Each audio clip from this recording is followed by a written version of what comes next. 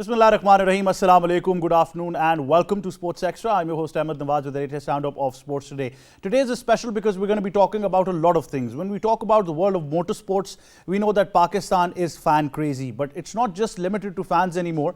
We are now seeing a lot of people who want to shift from amateur towards the professional circuit. But for that, you obviously need professional advice. You need the right system, the right resources. Infrastructure development is very important. So we're going to be talking about an individual who has definitely made it there and is a thorough professional when you talk about this as well. And obviously, you can see these fantastic pictures. But if you want to know the entire details, we'll of course be telling you about this gentleman who has not only made headlines but also has made Pakistan proud as well. So we'll talk about that in detail. Then, of course, when we move on, we will be talking about hockey on the show as well. We know that the HEC team has been participating in hockey as well against the Netherlands team as well. So that's good to see that, some sort of training facilities, and whenever you talk about side games as well, they're very important. And when you have departments playing against top tier teams, it's really going to improve the circuit as well. Then we move on to snooker and we tell you that an international competition is underway in Doha as well. Pakistan have started on a victory note, so we'll be talking about this in detail. And then, of course, I think snooker already has that talent. Consistency is needed. So we'll talk about that in detail. And then, of course, we move on to cricket, where Sri Lanka Afghanistan T20 series continues. Sri Lanka already have a 2-0 lead. They've surprised Afghanistan, who are known to be a T20 side. But I've always been saying that, we tend to not consider Sri Lanka and the talent that they've got. The nursery is very strong, and especially in limited overs cricket, I think on any given day they can surprise you. And in the World Cup in USA, I think they're going to have a trick up their sleeve as well. So we'll talk about that in detail as well. Time now to discuss the first segment. And like I said, that I've got someone very special. Let's take a look at this report first, and then we'll tell you and introduce you to the gentleman. Zishan Nyazi is an FIA Grade A professional racing instructor. Instructing includes F3000, open-wheeler, GT cars, the test driver for AMG and Aston Martin, as well as Superlight Radical RS3 class. Mr. Zishan Nyazi has many achievements, certifications and expertise. He is a certified driver endorsed by the MS Motorsports Federation and accredited as an AMG test driver, specializing in racing and sports cars. Zeeshan is a seasoned pro racing instructor at Yas Marina Circuit. Accomplished driving coach with expertise in advanced techniques and extensive background as a test driver for Formula Series, GT cars, and superlight drifting vehicles. Furthermore, he has a notable tenure as a racing instructor at Autodrome, United Arab Emirates. Zishan Nyazi is recognized as an international police chase instructor, Asian Le Mans safety car driver with a focus on precision driving. He also provided specialized training to the armed forces personnel from diverse nations. He engaged in confidential film projects as a test driver for various movies, be it Hollywood or Bollywood. Zishan Nyazi is proficient in motorsport management roles as well. A Pakistani who's living in the United Arab Emirates and representing the dreams of various Pakistanis all over the world. Zishan Nyazi is surely the pride of Pakistan. And there you have it, all you need to know about this fine gentleman. And as the report says it as well, he's truly made Pakistan proud. We're very honored to be joined in studios by none other than Zeeshan Hamidullah Khan Nyazi. Assalamu alaikum, Zeeshan. How are you? Wa alaikum salam. Thank you very much for calling me upon to this beautiful place and beautiful studio of yours. And it's my honor to be here on Pakistan television. Well, great to have you. And of course, that package told us that, that report just gave us all the insight as well. It's very interesting, but it's a bit of a cliche, but I guess all the fans and the viewers want to know the context as well.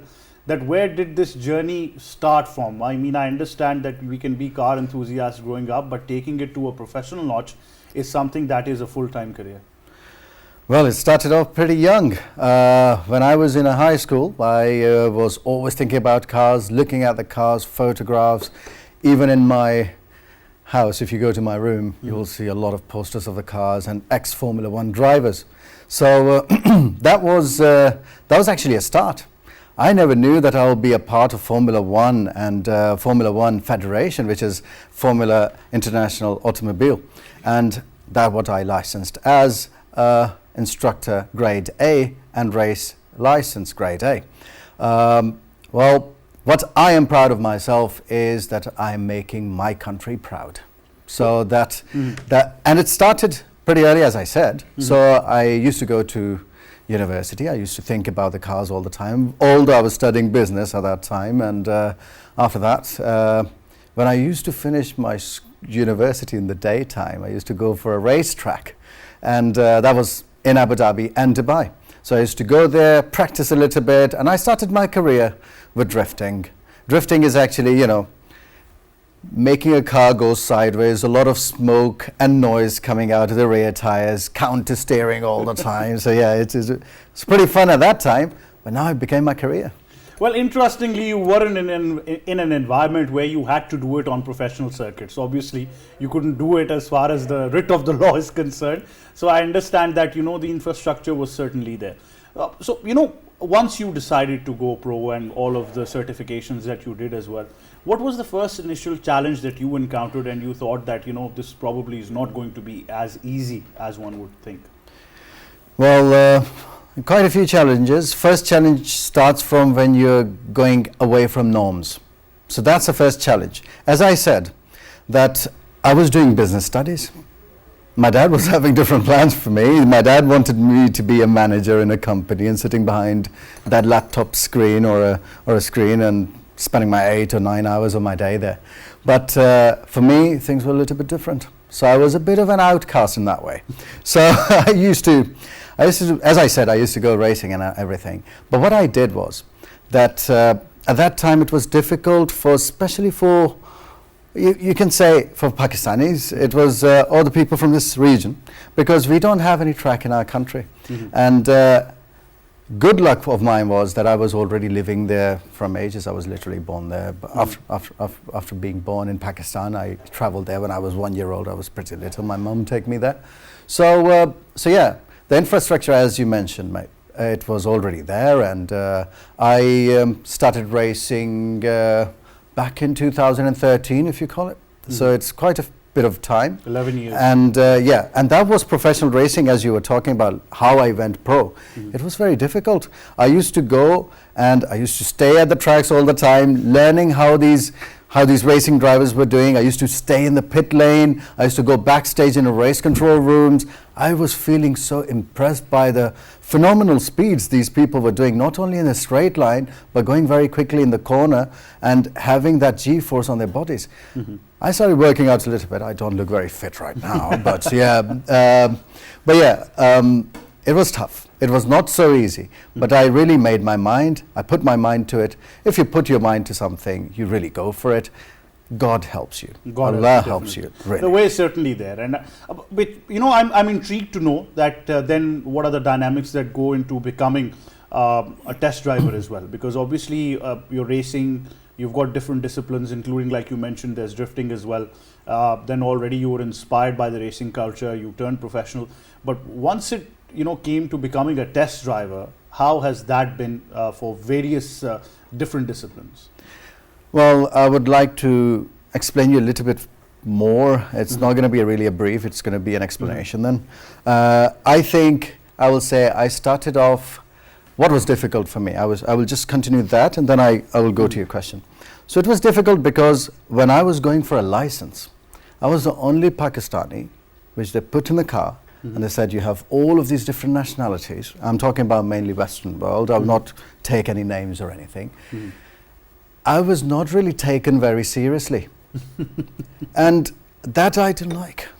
That put me really in anger, in eager that I will be one day a racing driver and a racing instructor teaching your children how to race properly against your people. A boy coming from Pakistan. And then I went for drifting and racing.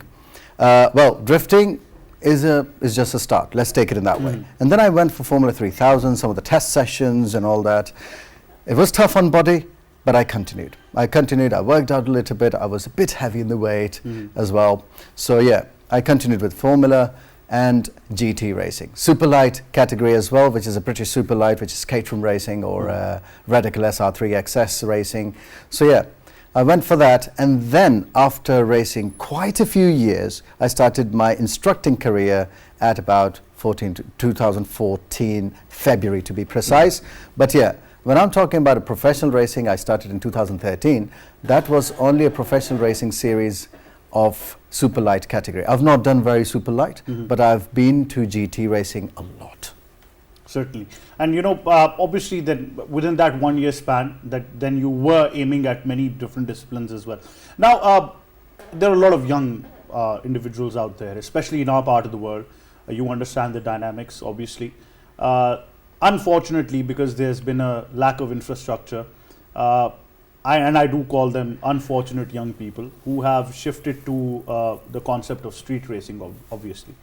But now recently, I think it's a good omen that Pakistan has been able to produce 2 tracks, and all of them are on a private model. One is in, of course, Karachi, which is the Omni circuit, and one is the Room circuit, which is there in SAG at Kala Shah Kakun, Lahore. So they've got at least 2, and particularly because of that Lahore circuit, it's often open to the public. Boys and girls can bring their cars there, and they can enjoy the track. How much does it help to develop that infrastructure? Because not only are you giving them a platform to turn pro, but at the same time, taking them out of that danger that looms over street racing. Well, since you have taken a name of Omni track, I don't know the other track very. I mean, I don't know the details of it. But as for Omni track, I believe it's more of a autocross kind of a track. If you're talking about GT or saloon cars, but if you're talking about go-karting, it can be a good track. But if you're talking about a GT tracks, a Formula track, or Formula One, or Grade A racing track, I believe it's a bit far from that. So yes, it is a good step. It is a good first step, I would say. And they've done a great job. They've called upon all the motor enthusiasts. I was looking at the social media. They were doing a great job there. So it was amazing to see that things are starting off. Late, but they're getting there.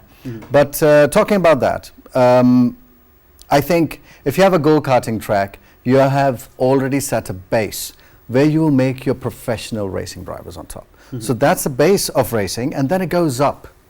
So it starts from exactly. So it's just like like you go to a 5th grade, you cannot go to 10th grade right away. So you have to, you have to keep on going to different grades. So yeah, every grade has its own property. Absolutely. Yeah. Policy-wise, what can we do? Because you tend to be the expert right now. Yeah. What can Pakistan do policy-wise? Well, in terms of policies of Pakistan, well, I don't have a lot of information about it, to be honest. I live outside the country. Right, Zishan, I've just been told we're going towards a short break, but stay tuned, we'll be right back.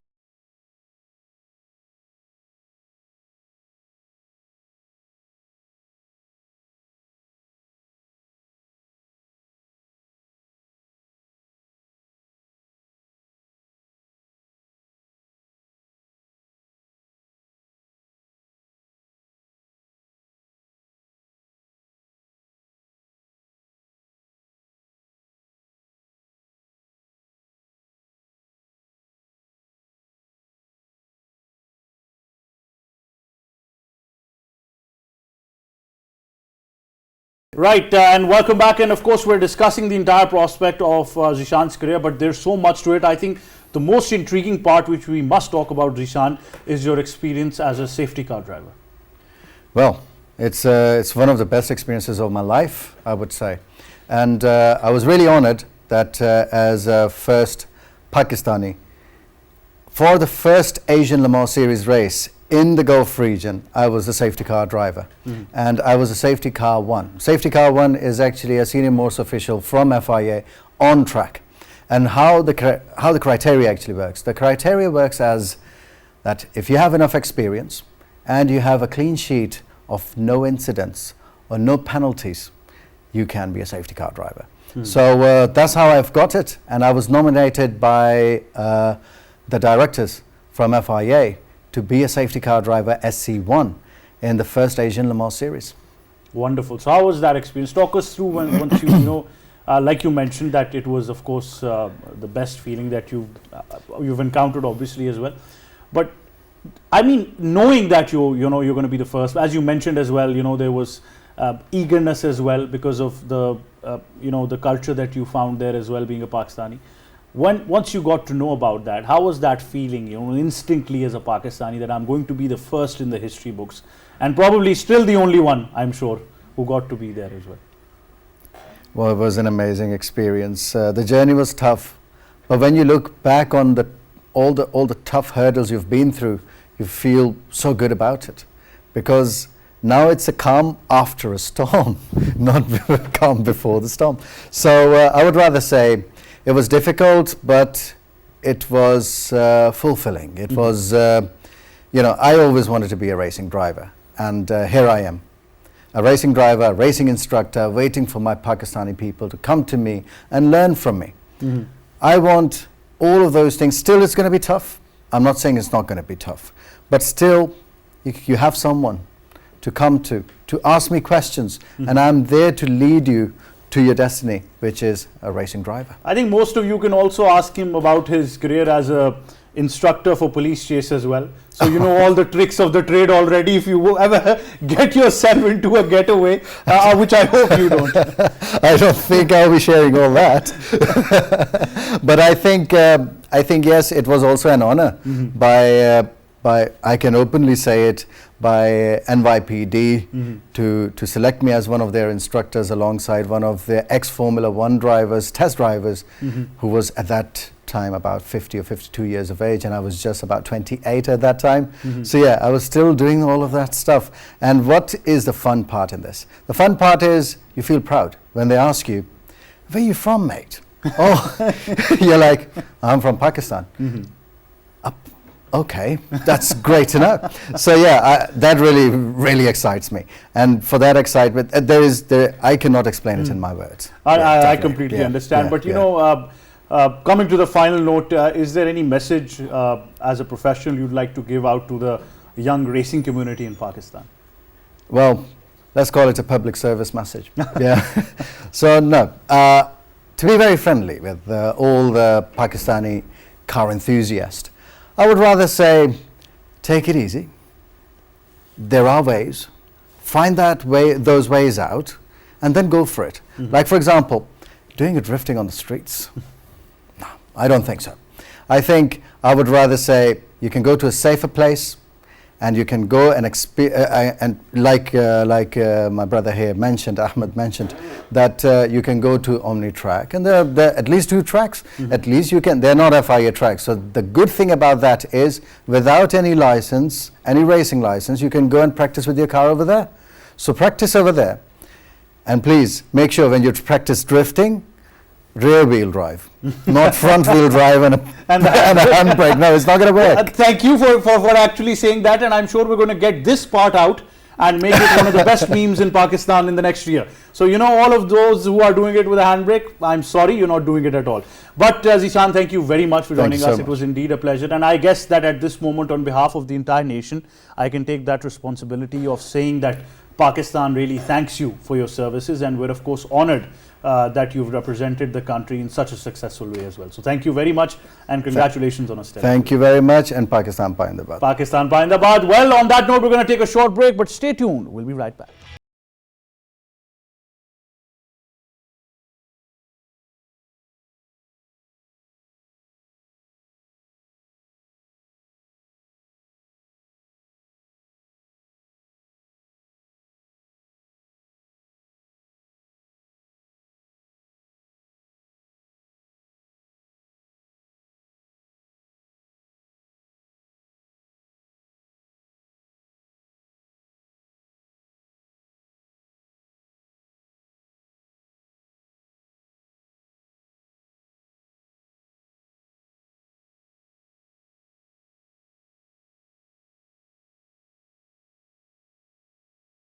Welcome back now from one champion to another. In studios, we've been joined by cricket commentator, international broadcaster, presenter, our sports expert, and also a new title to his name, our point of action whenever we need a good laugh as well. K. Asif Ahmed joins us. Assalamu alaikum. How are you? Walaikum assalam, Ahmed. I'm very well, thank you. Great to have you on the show. Now, of course, we're talking about Sri Lanka and Afghanistan's T20 series, where Sri Lanka have secured another victory. But Asif, what's interesting is that I keep on telling people that Sri Lanka's base of extracting talent and bringing it to the stage is something that will always make them successful, even if they have a rough patch. Well, definitely when we talk about their youngsters like Pratham Nisanka, Kusal Mendes, and once again the Samra Vikrama, and then Angelo Matthews, of course, the experienced guy. This blend of young and some other experienced players, they're doing some tremendous work. But you know that when we talk about their game against Afghanistan is struggling even in T20 as well. Now there's a question mark when they don't have their prime spinners and their prime players of the Afghanistan. The Afghanistan even don't play good in T20. If you talk about the last night's games or the last game which they played against Sri Lanka, the third T20, once again we have watched that 180 is something where Afghanistan struggle in chasing. And I must say that the bowlers from Sri Lanka, they've been doing so good job. Sri Lanka, after Angelo Matthews and some of the good players like, Mahila Jayawardene, Kumara Sangakkara, now they're getting momentum again. They're youngsters, they're bringing some energy in their game, which is a really good sign for the upcoming T20 World Cup, which will be held in USA and West Indies in June, July. So I think that Sri Lanka will be a strong contestant to qualify for the semis. Well, Asif, interestingly, Afghanistan also needs to understand that they will produce phenomenal results and flamboyant players in T20. You watch the system very close in Afghanistan as well. But the fact is that until they can extract consistency, it will not be easy to win ICC tournaments. Well, that's right. You know that it's really important in the point of view when you see the batting line of Afghanistan, that they always struggle. Their batters like Najibullah Zadran and Ibrahim Zadran and Gurbaz, even Nabi, they don't have players who try to rotate the strike. They just go for the big hits, and whenever you're chasing 180, 190 in T20 game, you require a couple of good partnerships the way Sri Lanka did, and starting with the Mendes and Nisanka in the middle order, Angelo Matthews, a cameo of 22 runs from another player. So these kind of partnerships, that was the missing part of Afghanistan batting. They're not understanding hitting six is an art, but if you want to become good player, if you want to win, as you said, that the ICC tournaments, then you require consistency in your performances. That part is missing in Afghanistan. Of course, I don't know why. See, they have very good coaching staff. If you talk about their under 19, Rana Naveedul Hassan and Imran Farhat is working with those guys. Rana Naveedul Hassan is a bowling coach and Imran Farhat is a batting coach. Their national team is working with Ian Bell, and Jonathan Trott is there. So I think these kind of players, the international stars, when they're working these youngsters, definitely they will learn with the passage of time. Absolutely, and results will come, but you need to believe in that system. Asif, thank you very much for joining us. That wraps Sports Extra. From me and the entire team, it's goodbye for now.